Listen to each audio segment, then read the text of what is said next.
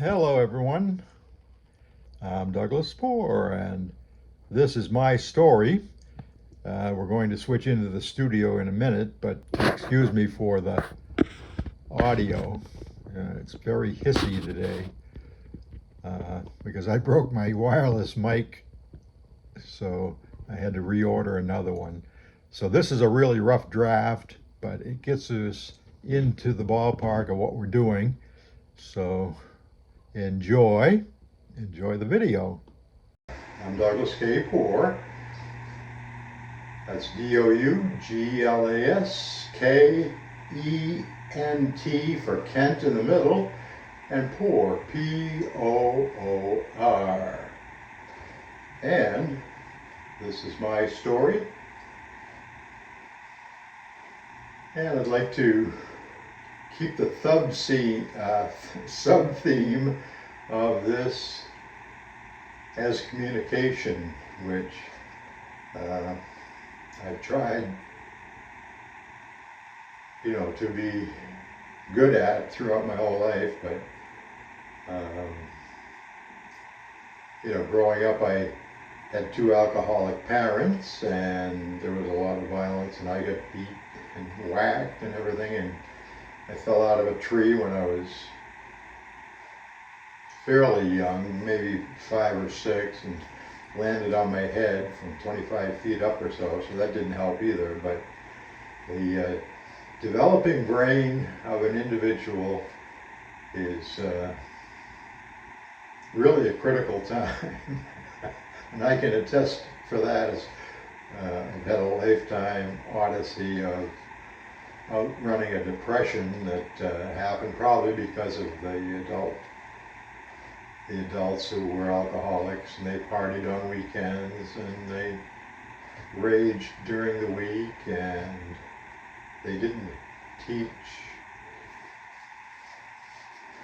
emotional relationship skills or skills at all. But most of the emotion growing up was anger from my father, and he was very angry when somebody else had anger, so it wasn't a safe place even to be angry. And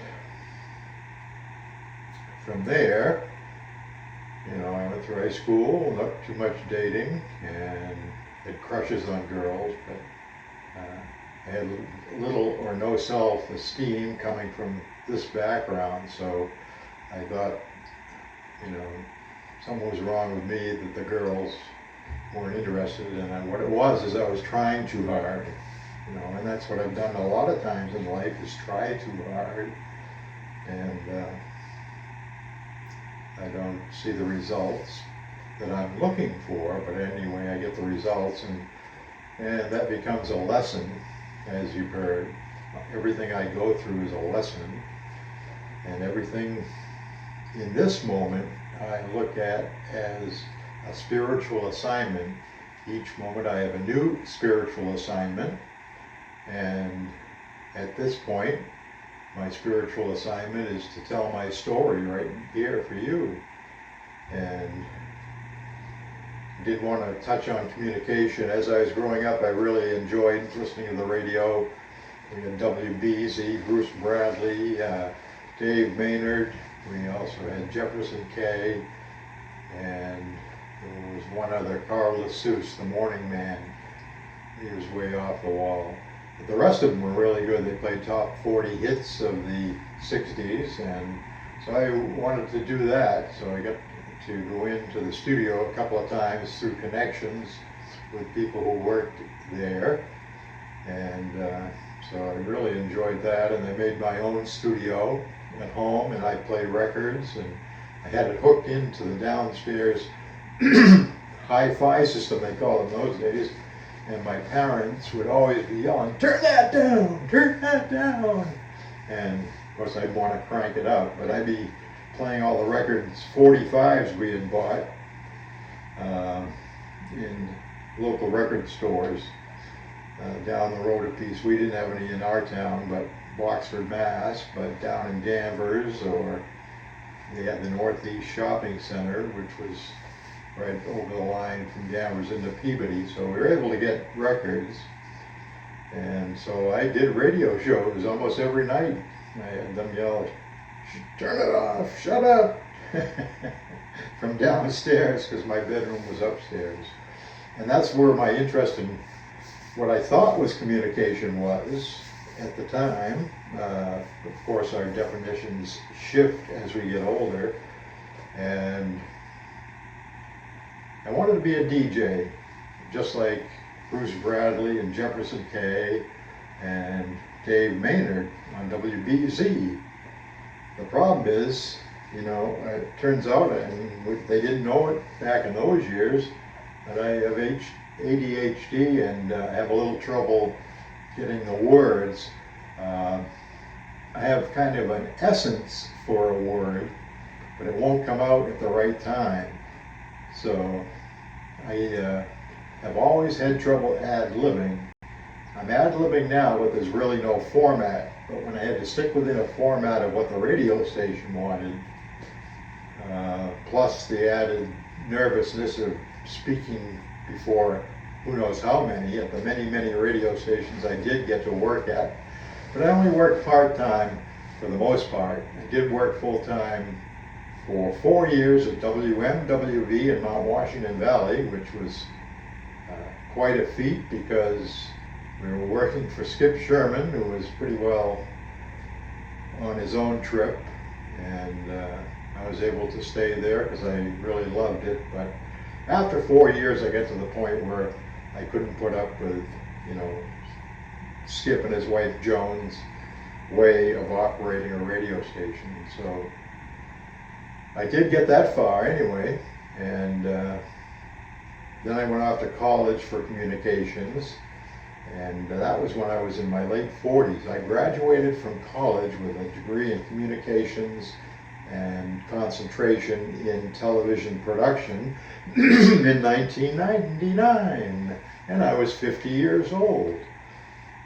From there, I worked at a small TV station in North Conway, public access, and I worked my way all the way up from a videographer that would go out and film events in the community. And I started early on editing because I knew how to do it, both linear and non-linear, and that's when the generation change was happening from tape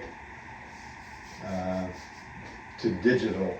So I went through the transition while I was there, and I've been digital ever since. Digital Douglas, Douglas Digital, and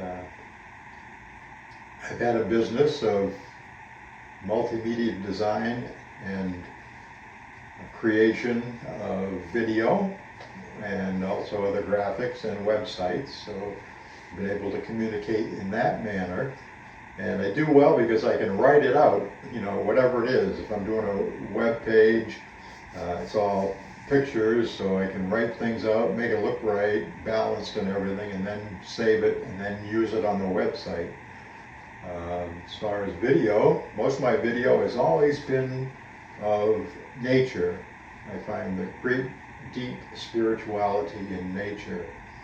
So I've hundreds and hundreds of hours of being in the woods, brooks, mountains, streams, waterfalls, lots of waterfalls. I always love the waterfalls, the ocean, the waves, the islands, the boats, you name it. I was able to, live the water life as part of my video career, and also I've gotten into still photography more the last few years, especially now that the iPhone has such high quality, and I'm actually using the iPhone for the videos now because I looked for a new video camera. It came from Amazon, and it just was nowhere near the quality of an iPhone, so that went back. Otherwise, I'd be using that today in here on our production. So that's my communications background a little bit. I have, as working at Valley Vision, I must have edited, 2,000 shows, half-hour shows over the years. I was there 10 years. And we started with, linear, and then we went to the nonlinear system, and those were on Apple computers, which I didn't know that much about. So I learned Apple, and I found out it's much better, than Microsoft PCs. So then at Valley Vision, I also started doing my own business of dd-tv.com right in my spare time, mostly of natural scenic videos. And so I have hundreds and hundreds of them on YouTube. Some are meditation videos, just looking at a waterfall for 10, 15 minutes or whatever. And some of those are the most serene and peaceful places, and it brings me right there when I run a video. And I've also done some people work. When I was at Valley Vision, it was a lot of people work in the studio, so I would be the director, and we had a show every Wednesday night called Point of View with 3 women, local women who were well known, and they would just shoot and gab and for an hour about the local issues. And so that went well, as I was a director for that, and I could fool around a little bit by inserting things, and they'd see them on the monitor and they'd start to laugh or whatever. And I've had a few experiences really that were funny, lens falling off in the middle of an interview show on a camera. And it's really hard to remember right at the moment, because you feel like you're on the spot. You got to just keep talking. So that's my communications origins, and I want to go deeper into communications a little bit later. So that by this time I finished high school and went to the school, Leland Power School of Radio, Television, and Partying. I picked that school because it was radio and television, because I wanted that career, and they really partied a lot, because I had a friend that was already going there, and I'd go into the city, Boston, during the weekend visit and just get lit up good and have a good party time. And I said, this is where I'm coming. So I was accepted and went to Leland Power School of Radio, Television, and Theater in Boston for 2 years. And this is during Vietnam, and my draft number became number 48. So they were getting close to my draft number when we graduated. I had a good friend at Leland Powers, very talented, had the potential to be another Johnny Carson, but he was quite a drinker, so I don't think he went very far after that, because I've never heard of him. But we worked together for a while and had a lot of laughs. He was funny, but quite a drinker, and so I was quite a drinker, because I was running from my childhood depression, which I didn't even know about. And that was in the Army. I got to play disc jockey in the Army when I was over in Asmara, Ethiopia. We had a radio and TV broadcasting facility, so we were able to do both of them. I wasn't on TV very much, but I did our daily rock show on there, and that was good. We had all of the hit records sent to us from the US on AFRTS radio. That's what we were. So I had a 3-hour show every day playing the top hits from America, and the Ethiopians downtown, the Eritreans, that's the Eritrean province, which is now a country of its own. At the time it was at war with Ethiopia, so we had a few times when we were accosted by people with guns, and we always get out of it all right, even because we were really juiced. And that's when I got turned on to hashish and marijuana. And I was off and running until I was 35, but I got out of the Army in 72 and went around to all the radio stations in Maine and New Hampshire, and didn't get a job on that time. Uh, Wait a minute, I did. The first time I did at WCOU in Lewiston, and they were trying a new format, and it didn't really work, and it was more country, and I didn't like it at all, so I wouldn't play the songs, and they fired me. So that was not a good start anyway. But later on, I worked at many stations on weekends because they needed weekend help to be there to sit there and spin the records. Later on, the CDs and play the commercials. So I did that at many stations in Portland, Maine on the weekends because we lived up in the Mount Washington Valley, New Hampshire, and it was only an hour and a half down there. And it was worth it for me to be able to do that. So that was, and I was also a builder of timber frame post and beam homes for many years, also did remodeling.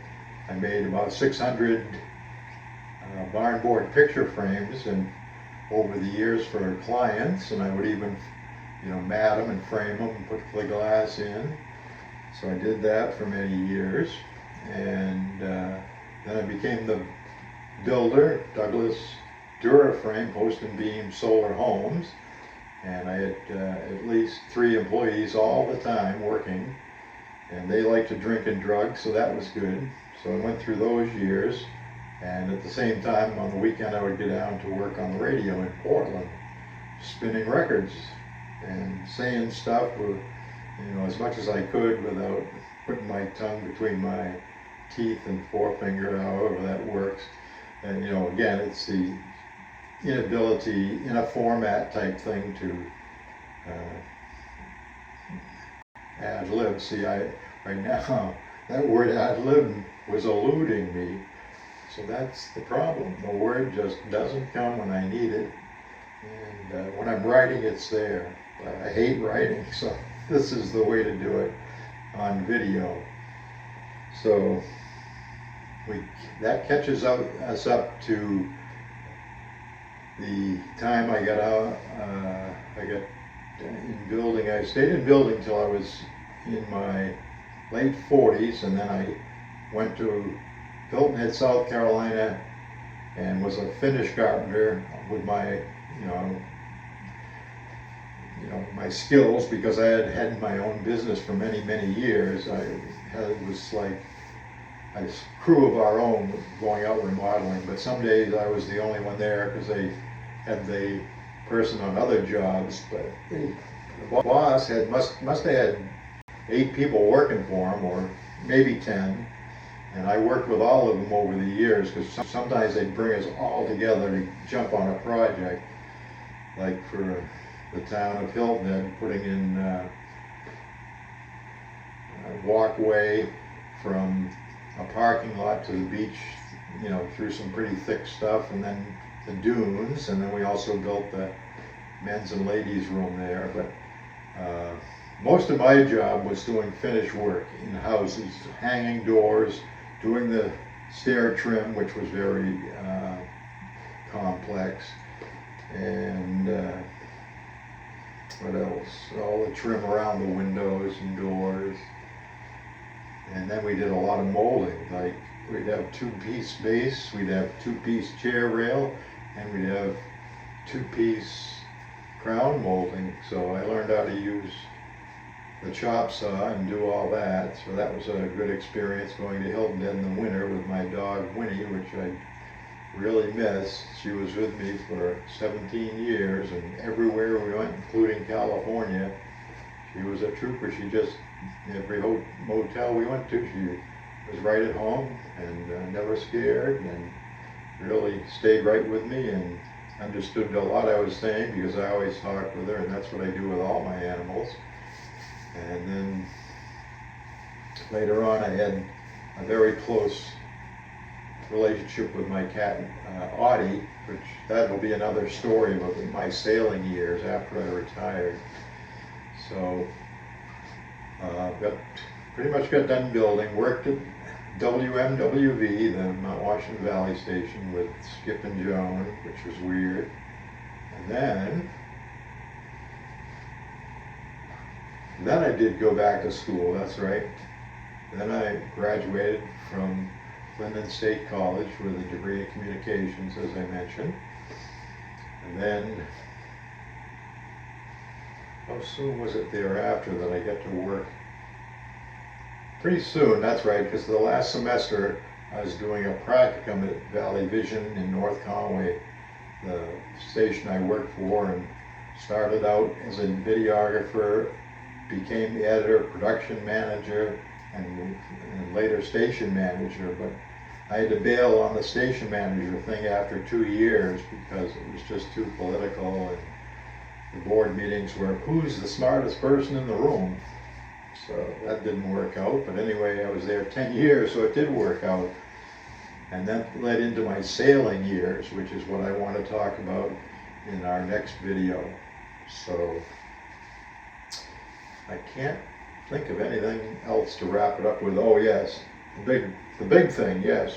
So in 1984, I was about 35 or something, and I couldn't drink and I couldn't drug anymore without having depression. So I finally had to surrender and ask for help from other people. And that day I surrendered was the start of my life. I can remember everything since then. I've learned how to love myself and take care of myself, and then be there for others and be a good listener, a healer. And then the spirituality that I now embrace is all part of that process. We call it a spiritual awakening.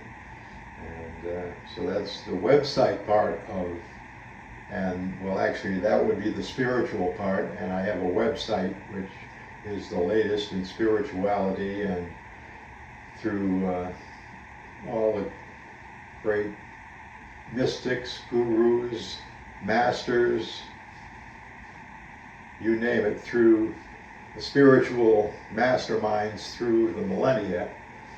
And they all pretty much came to the same conclusions in spirituality, which is we are one, we are love. There's no separation, it's just in our egos that want to separate. And so that's a whole video on the spirituality part. I could do a whole video on the recovery part from alcohol and drugs. That would be a good topic as well. So I guess we'll make this topic oriented, and I think I've had enough for today. So that's it from here for our story on, the early years and my communications days, and we'll be back with more topics on another day.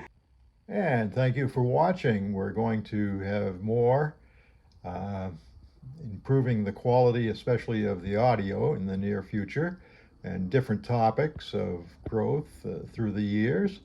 So hope you join with us, and have a great rest of this moment, and bless all people, places, and things, all plants, animals, and atoms of the universe, in the divine indwelling spirit of universal love, soul, S-O-U-L.